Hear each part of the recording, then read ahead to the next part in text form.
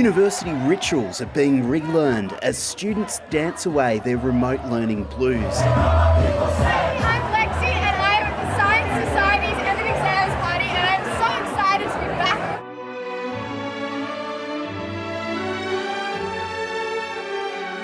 After months, possibly years of remote learning, they've had to adapt quickly, even performing concerts in remote solo parts. To be back here, I think, is really exciting. Hello! I see you in so long. Yeah, okay. Coffee? Let's go get coffee. Yeah. At the University of Melbourne, friends Sarah and Ruby are savouring their first face-to-face campus catch-up in 6 months. It feels great to be back on campus. I really miss it. I'm like crossing my fingers. Yeah. 2 of their 3 years studying at university have been largely online, and they feel they've borne the cost of the university's budget cuts. They've been kind of cramming more people into shoots because it's an online space. There's definitely been things that I think I've missed out on. Similar reports across the nation's campuses have left the Education Minister Alan Tudge unimpressed. Get their commitments before you sign up to their course. And for existing students, make sure the university is delivering upon what you paid for. If you paid for an on-campus experience, then you should be getting that. Universities relying on international students, particularly in New South Wales and Victoria, have generally been hardest hit. All up, the sector estimates it'll lose $3.8 billion in revenue. You're doing third term? Yeah. Some universities have emerged still in surplus from after COVID, but regional universities are different. And this is important. Allow you to catch up or get ahead? On the Rockhampton campus of Central Queensland University, Professor Nick Klomp says the high fees international students pay give much needed cash, both for domestic students and funding research. Professor Klomp is also the president of a lobby group for regional universities.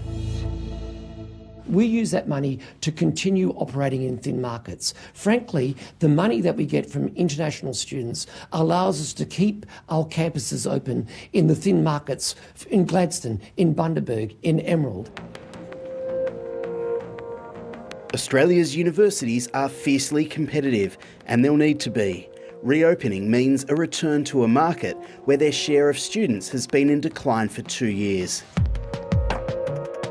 The latest data shows Australia's international student market share has fallen from 18% to a little over 11% in 2 years. Australia lost ground to competitors like the US and Canada. That means export revenue from international students has fallen from $37.3 billion to $26.7 billion since 2020. One estimate has the number of jobs lost at 40,000 across 2020 and 2021. So it will take a while for us to rebuild that market because we've let some of our competitors into our market, frankly, to cut our grass.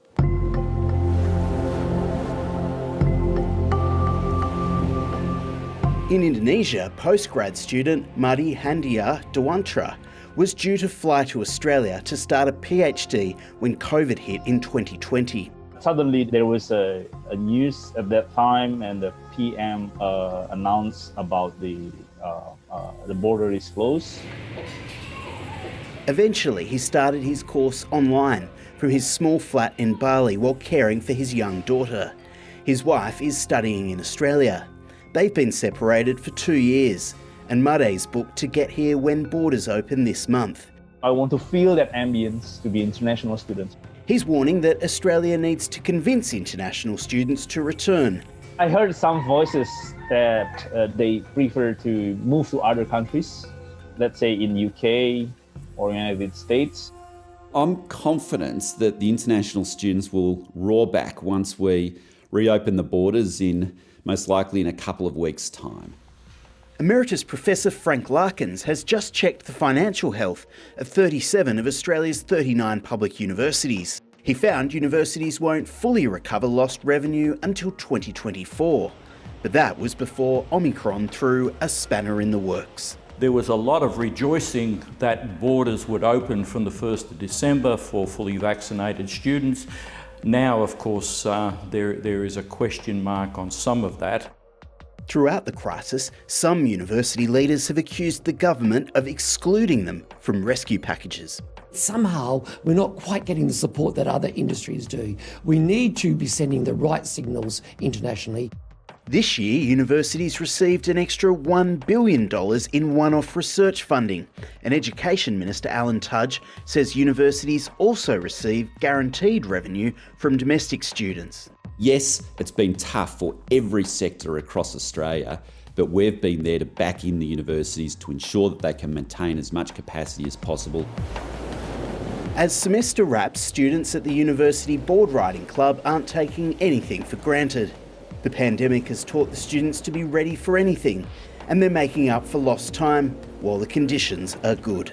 It's exciting, especially I think coming into summer, everyone's just excited to kind of be back in person, have those kind of social life events back again.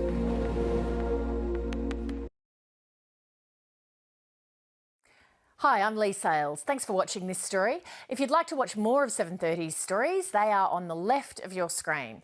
And tap on the button below to subscribe and get the latest from ABC News.